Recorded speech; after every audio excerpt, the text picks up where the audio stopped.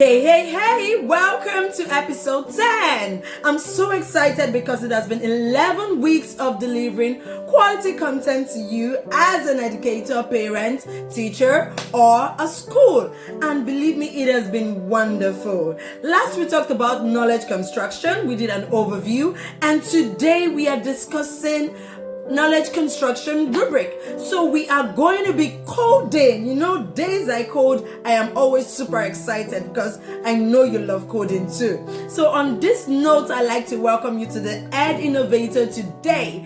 And yes, we know that as educators, we need to continue to stay informed. We need to continue to be knowledgeable, and it's very, very key that we understand the basics and the in-depth knowledge about knowledge construction.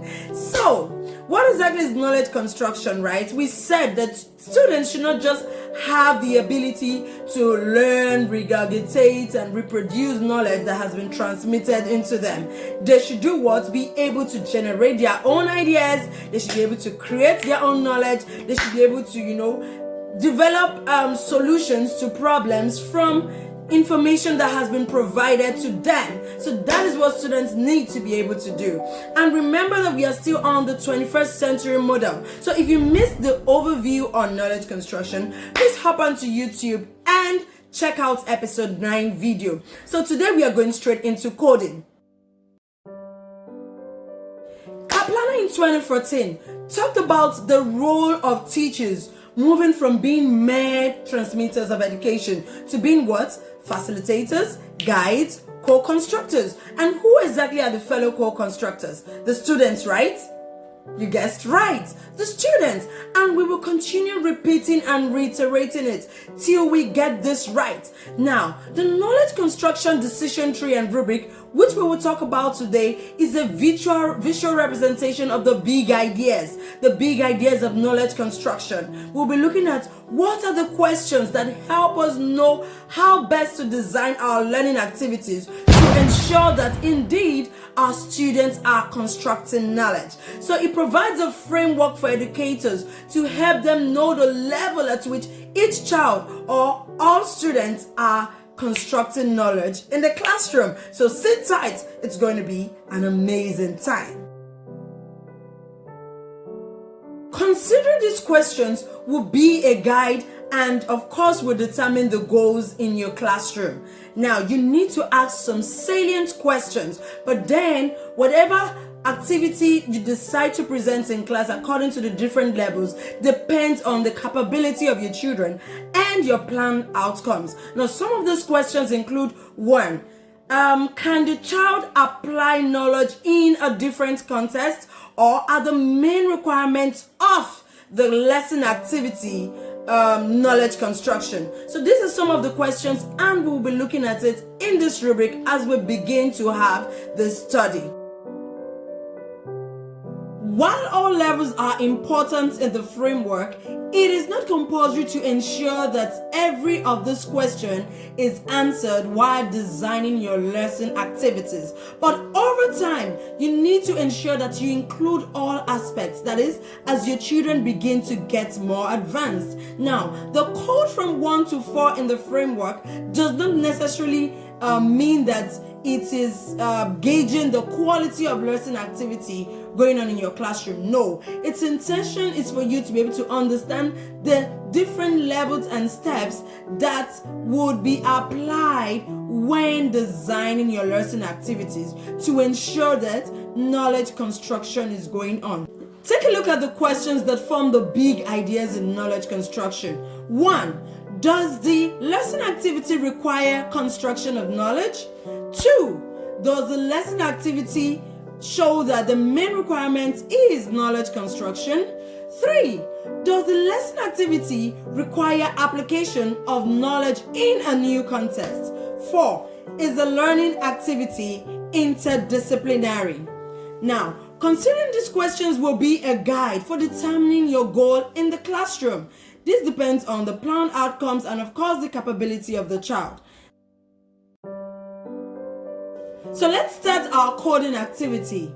Now the first thing you do is ask, after designing your lesson activity, does the lesson activity require knowledge construction? If the answer is no, we call the activity 1. Okay?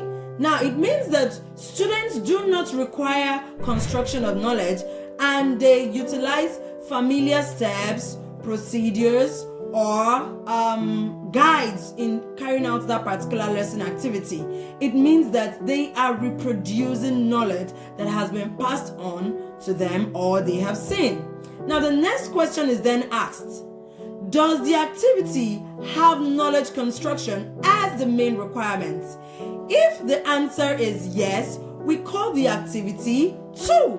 By code 2, the students have the ability to interpret, to analyze, to synthesize, as well as evaluate information to ensure they are creating knowledge. Now, if the main requirement of the activity is for them to construct knowledge, then we say yes, and then we call the activity 3. Then we go ahead to ask the next question: is the application of knowledge construction done in a new context? If the answer is no, we call the activity 3. And if the answer is yes, we move on to answer the next question. But then, when coded 3, it means that the student's main requirement is knowledge construction, but they are not required to apply knowledge in a new context. So, when we move on to the next question, we ask: is the student's activity requiring application of knowledge in new context? If the answer is yes, we code it 4. And then we ask the next question: is the activity interdisciplinary? If the answer is no, of course it's coded 4. But if the students are required to apply knowledge in a new context, if the main requirement is knowledge construction, if the activity requires construction of knowledge, it is coded 4. I hope we understand what we are saying and what we are talking about. It's very interesting and it's fun to do. Just keep following the rubric and you will get it right. And then we go on to ask the next question. The last question, which was no. Is the learning activity interdisciplinary? By interdisciplinary means that we are involving different subject areas. So for instance, you give a particular classwork, and the classwork involves you integrating science, integrating language, integrating numeracy, and different other subjects, and they are creating knowledge while doing this. For instance, you tell your children to go on a project where they are going to find out the statistics of men and women in a particular area in order for them to find out how many people would need borehole projects in the community. And in that borehole projects, they're applying engineering, they're applying mathematics, they're going to find out how much it will cost to build a budget and all that and all that. So that is what we mean by interdisciplinary. We are merging different subject areas to find out, to improve their knowledge and construct their knowledge. So back to our coding. When is it code 5? It is code 5 when the student's activity involves them to construct knowledge, is the main requirement of knowledge construction. It requires the application of knowledge in new context, and yes, the learning activity is interdisciplinary. Then we code it code 5.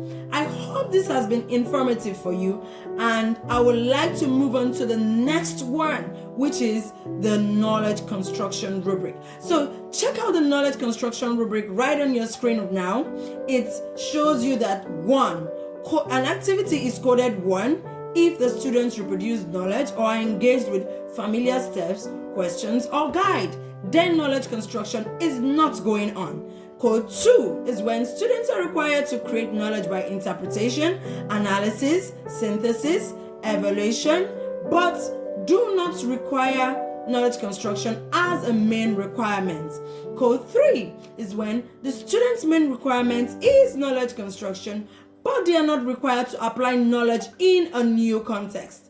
Okay, then code 4 is when students' main requirement is knowledge construction, they apply knowledge in a new context, but the activity is not interdisciplinary. And 5 is when students' main requirement is knowledge construction, they apply knowledge in a new context, and activity is interdisciplinary.